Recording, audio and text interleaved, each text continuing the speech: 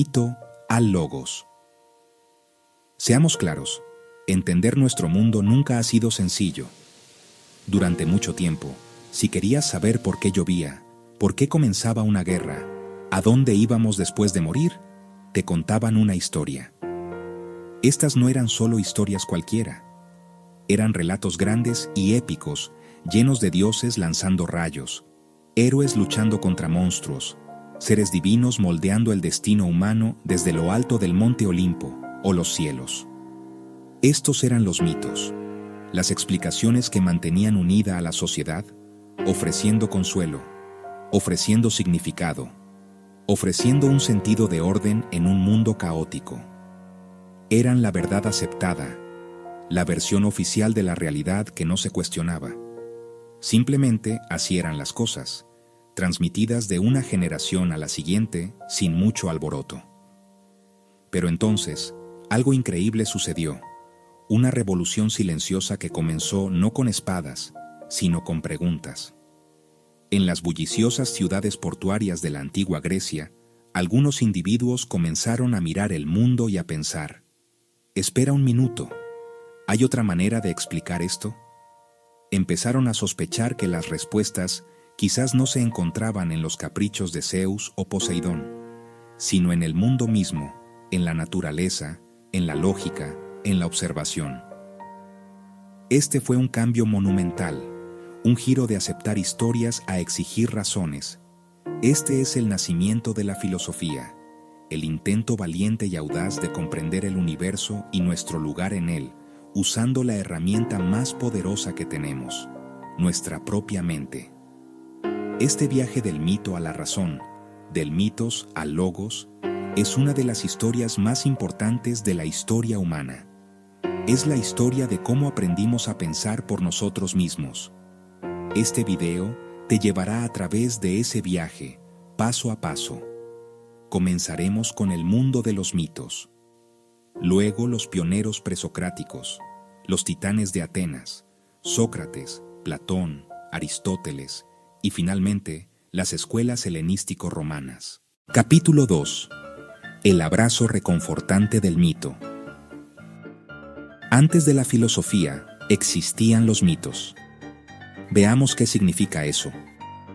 Los mitos no eran solo cuentos de hadas para niños, eran el sistema operativo fundamental de la sociedad.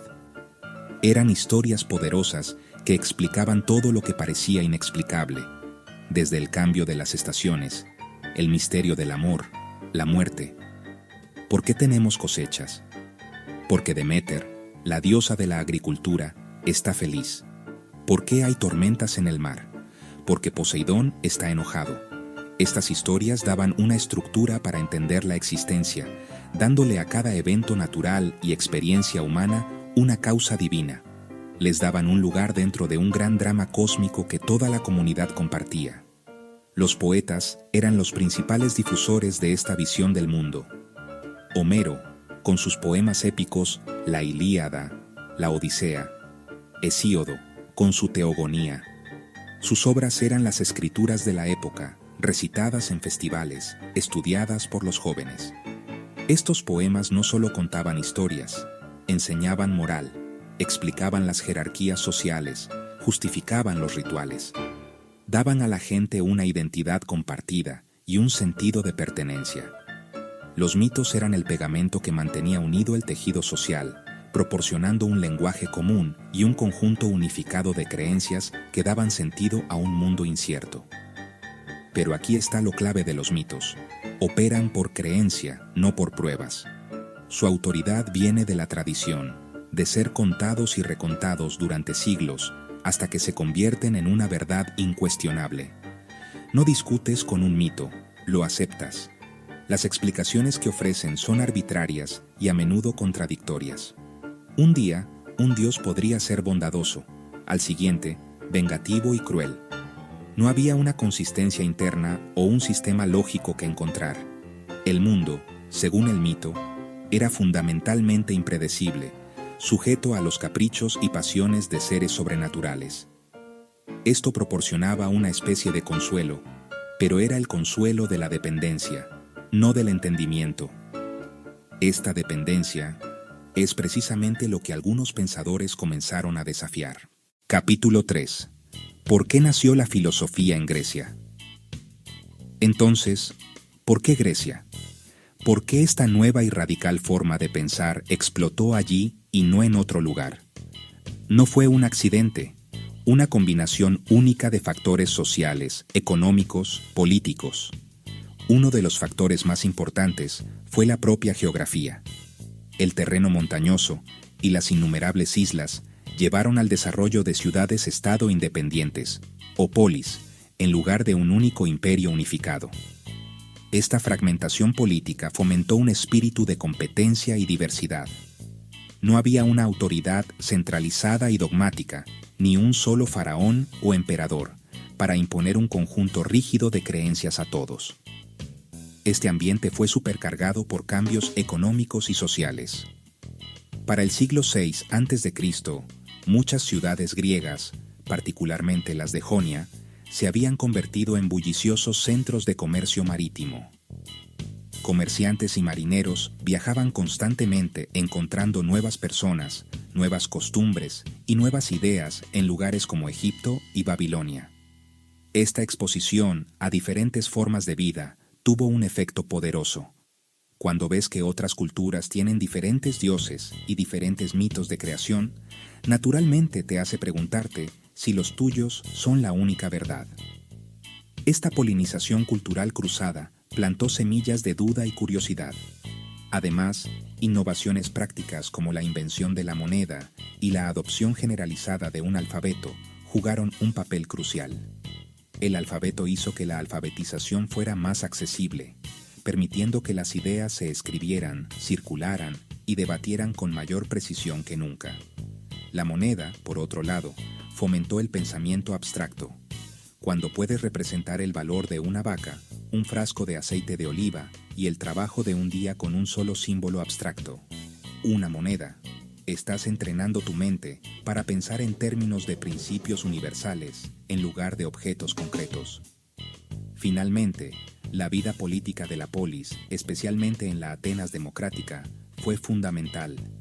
La plaza pública, el ágora, era un lugar donde los ciudadanos se reunían para debatir leyes, discutir políticas, persuadirse mutuamente a través de la argumentación. Esta cultura de debate público cultivó una profunda apreciación por la lógica, la evidencia y la persuasión racional. Fue un pequeño salto desde debatir la mejor forma de gobierno hasta debatir la naturaleza fundamental de la justicia o la sustancia última del cosmos. La filosofía, en esencia, nació de esta nueva confianza en la razón humana para resolver problemas. Capítulo 4. Los presocráticos y el rompecabezas cósmico. Los primeros filósofos, conocidos como los presocráticos, eran como detectives que llegaban a la escena de un misterio cósmico. No les preocupaban principalmente la ética o la política. Su obsesión era el universo mismo. Miraron el mundo que los rodeaba, los árboles, las estrellas, la lluvia, el ciclo interminable de nacimiento y muerte, y se hicieron una pregunta: ¿qué es todo esto en realidad? Buscaban el arjé, una palabra griega que significa el principio fundamental o la sustancia última de la que se deriva todo lo demás. Estaban convencidos de que detrás de la caótica diversidad del mundo tenía que haber una realidad única y unificadora.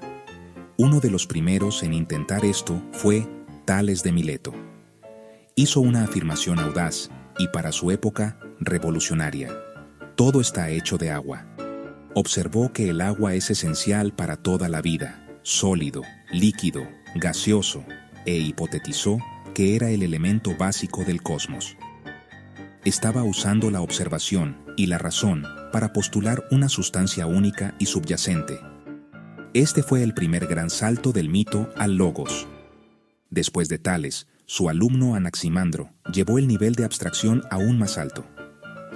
Argumentó que la sustancia primaria no podía ser ninguno de los elementos familiares: agua, fuego, tierra, aire. En cambio, propuso algo que llamó el apeirón, lo ilimitado, lo indefinido, sustancia eterna, ilimitada, indefinida, de la que emergen todas las cosas específicas del mundo y a la que finalmente regresan. Estaba pensando más allá de lo que podía ver y tocar, usando la lógica pura para deducir la naturaleza de la realidad última. Este fuego intelectual se extendió, y otros pensadores propusieron sus propias teorías. Heráclito de Éfeso, una figura famosamente enigmática, declaró que el principio fundamental no era una sustancia, sino un proceso, el cambio mismo.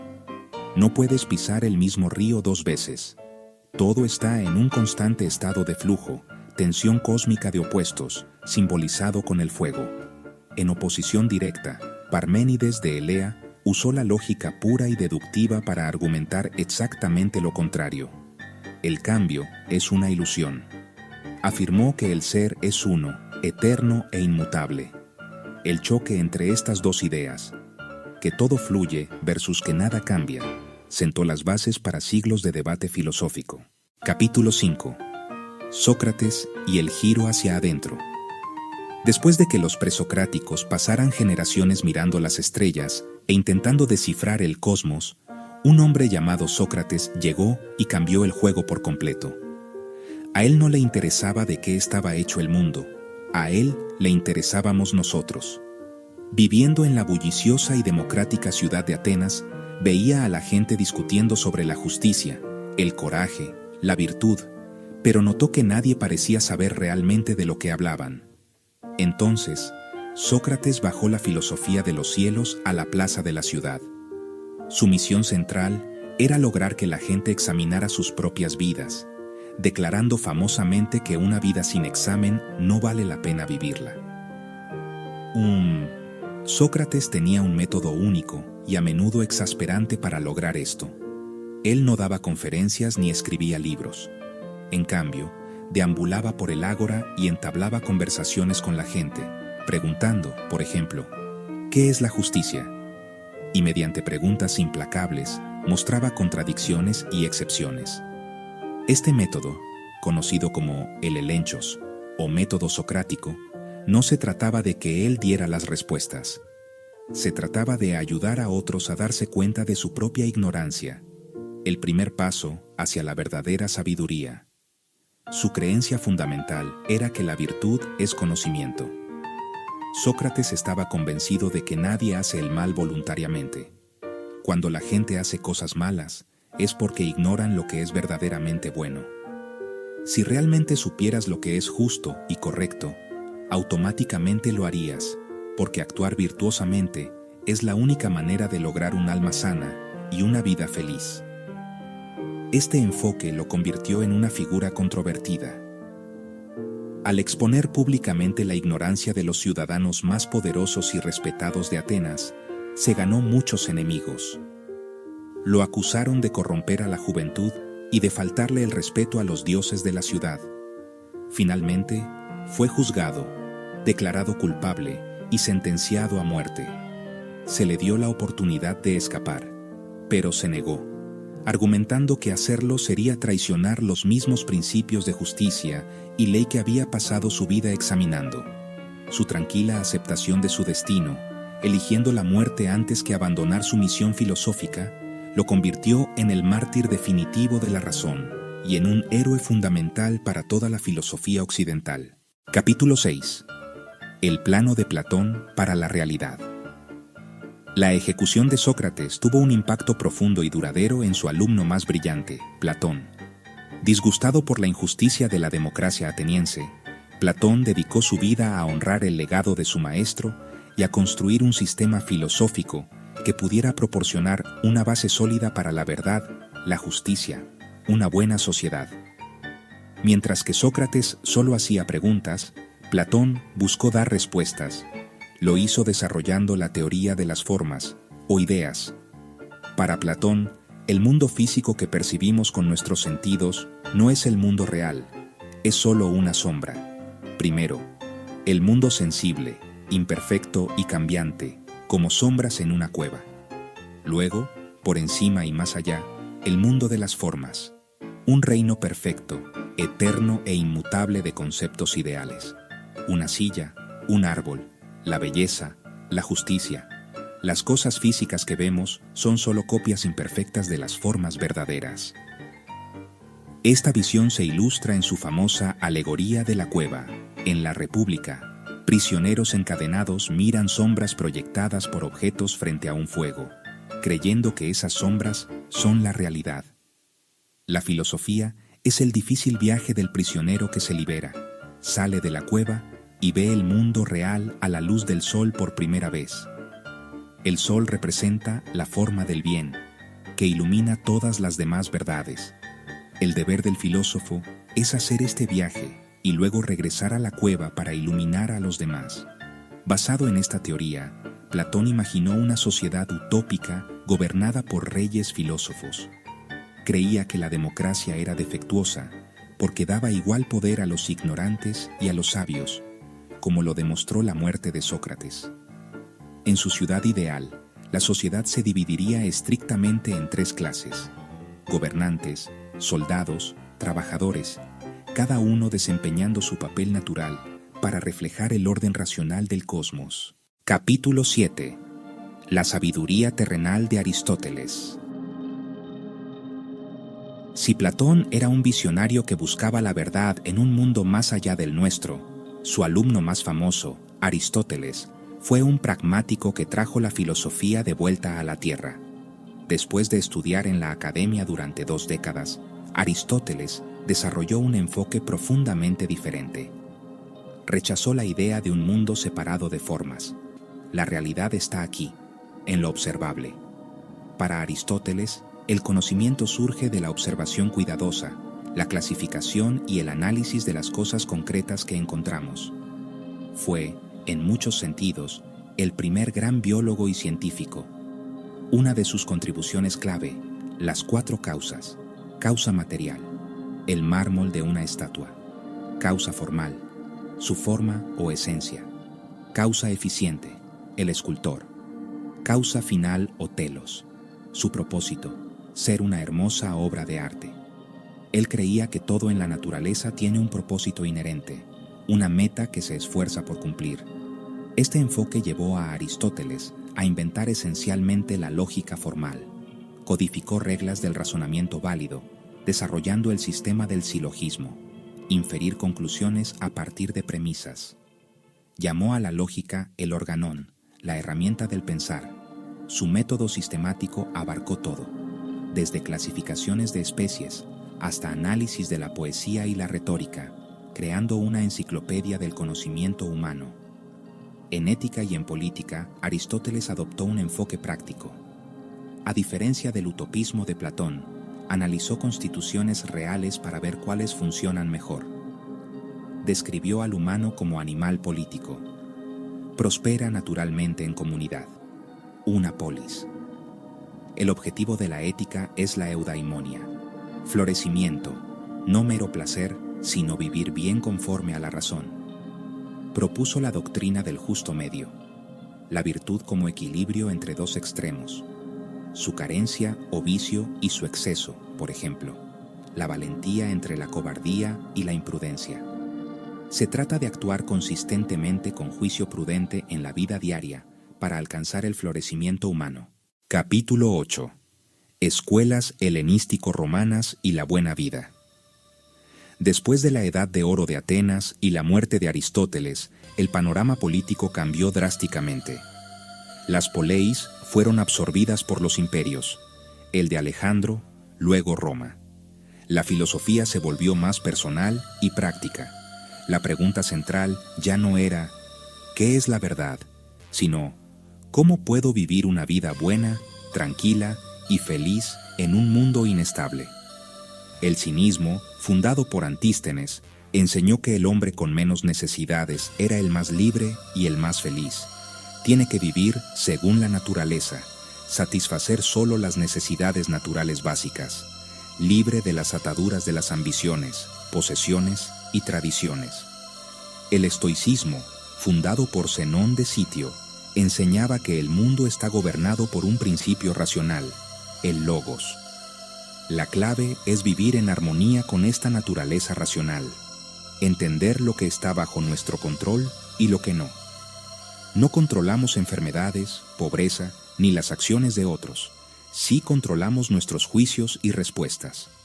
Cultivando virtud, autodisciplina y apatía, alcanzamos tranquilidad. Desde el esclavo Epicteto hasta el emperador Marco Aurelio, el estoicismo atrajo a todos. El epicureísmo ofreció otro camino. El fin es el placer, no hedonismo salvaje, sino ataraxia, tranquilidad sin dolor ni perturbación. Se logra con vida sencilla, amistades y deseos moderados. Epicuro enseñó: no temas a la muerte. Cuando existimos, la muerte no está. Cuando la muerte está, no existimos. El escepticismo, desde Pirrón, sostuvo que para toda afirmación hay una contraafirmación plausible. Si el conocimiento cierto es imposible, suspendamos el juicio y lograremos ataraxia. En lugar de ser atormentado por la duda o por defender dogmas, el escéptico vive en paz, siguiendo costumbres sin compromiso dogmático. Estas escuelas transformaron la filosofía en una terapia para el alma. Capítulo 9. Conclusión. ¿Por qué Grecia antigua aún nos habla? Mirando hacia atrás a través de 2500 años, es imposible exagerar la importancia de lo que sucedió en la antigua Grecia. Ese cambio audaz de aceptar historias mitológicas a exigir explicaciones racionales encendió el motor intelectual de Occidente. Las preguntas de aquellos primeros pensadores impulsan hoy la ciencia, la política y nuestra búsqueda personal de significado. Cuando un físico investiga partículas fundamentales, sigue a Demócrito. Cuando debatimos la justicia, seguimos a Sócrates en el Ágora. Su legado no está solo en las respuestas, sino en el método.